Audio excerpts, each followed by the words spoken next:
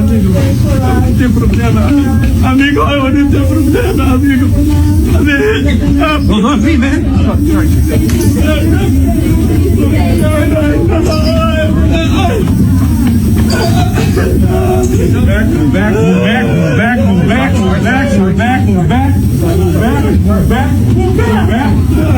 Out the way, Liz, out the way. Out the way. We'll get knocked down. Yeah, so y'all see that, right? Y'all see how sad that is? That man being taken away from his family, dog, and people don't think that's a problem. Y'all think that's okay? Put yourself in his position, man. Put yourself in his shoes.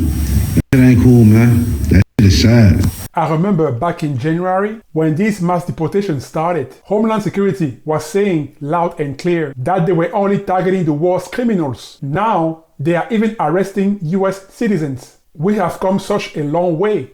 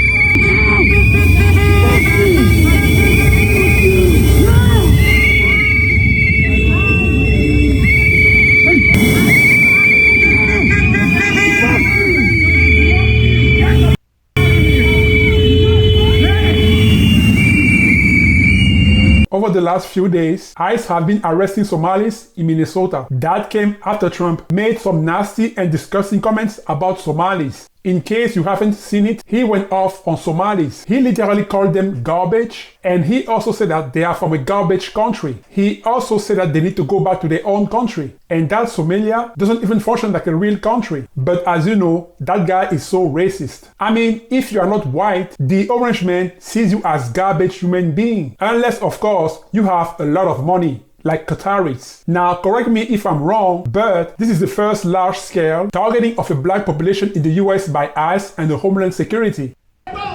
Elsewhere in the city, a Minneapolis business owner shared videos of what they believe to be federal activity in the Lake Street area. Homeland Security and ICE maintain that their enforcement efforts target people here illegally, not based on any race or ethnicity. But DFL State Senator Zainab Mohammed seemed skeptical of that claim. Yesterday, Donald Trump exposed what he really wants, what he really thinks, that Somalis are garbage. Mohammed stood with about a dozen other DFL lawmakers to condemn the ICE operation and President Trump. And where are the Republicans now? This morning, I emailed Republican leaders in the legislature and asked that they join us here. So far, no response. Video shot in Minneapolis near Lake Street and Hiawatha. It's part of the immigration enforcement operations underway in Minnesota.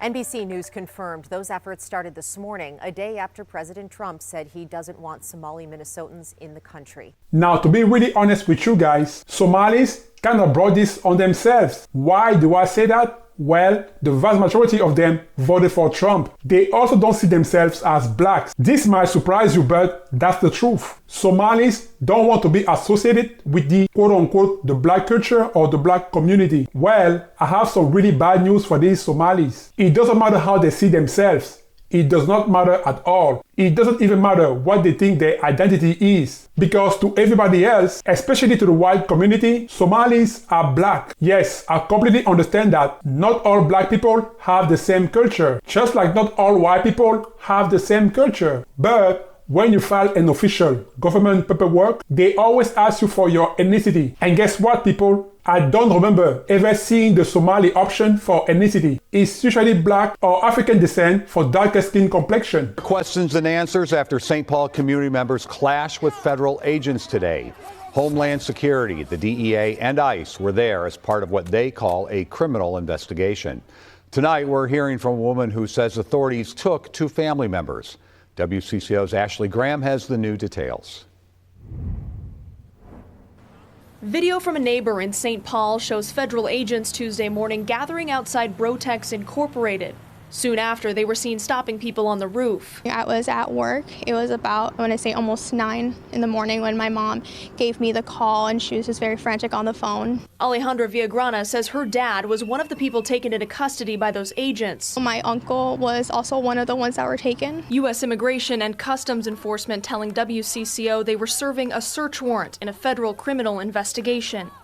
The agency has not confirmed how many people were taken into custody or any other details about that investigation. A crowd gathered outside Brotex, and our cameras were rolling as some of those protesters kicked at cars and tried to stop law enforcement from leaving.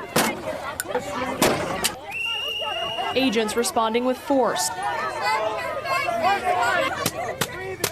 and crowd control chemicals when the crowd wouldn't break up. We didn't have a heads up. Mayor Melvin Carter says he was not aware of the operation and is concerned about federal law enforcement seeming to appear as police officers. Because of these ICE raids, it's been reported that Somalis are afraid to go outside of their homes. Yes, they are hiding inside their own houses, which is very ironic because Somalis voted for Trump in big numbers. They sincerely believe that Trump will only deport Latinos and Hispanics. But you know what? Trump doesn't care. Even if you are white and a natural-born US citizen, Trump will try to deport you if you dare to criticize him. Right around Thanksgiving, the Department of Homeland Security put out a tweet where they were urging for remigration now, which simply means ethnic cleansing for non-white immigrants. I mean, think about it for a second, okay? Since ICE started the immigration crackdown, I have never seen them in predominantly white neighborhoods. They are always targeting black and brown communities. In the heart of the Somali American community, nothing seemed visibly out of the ordinary on Wednesday. But here in the Cedar Riverside neighborhood, many people described feelings of anxiety and fear about ICE's ongoing operation. We went through a lot of challenges.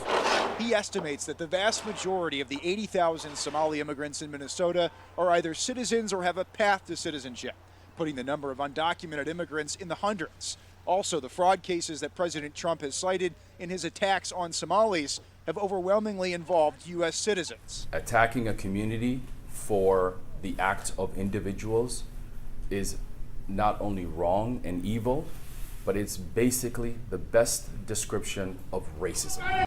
Brenny, Matt, there's a lot of fear and concern right now with the Somalis that thousands of them that call Minnesota home. That fear and concern, though, really concentrated this morning in the Cedar Riverside neighborhood right here in Minneapolis. Those living and working in that area on high alert, waiting to see if and when these ICE raids will happen.